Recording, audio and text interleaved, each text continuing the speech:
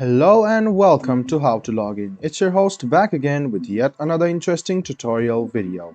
In this video, I'm going to teach you how you can log in to your Freedom Mortgage account. So go ahead and search Freedom Mortgage in Google.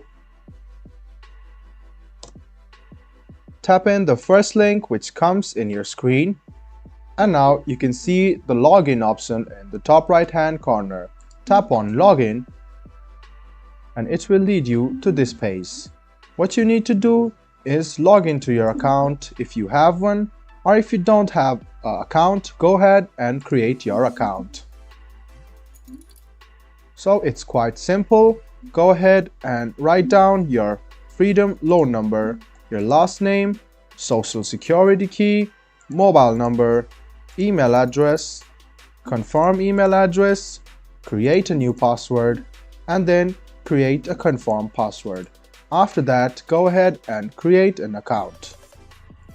Now go ahead and write down your email address and password and tap login. And now you can enter into your Freedom Mortgage page.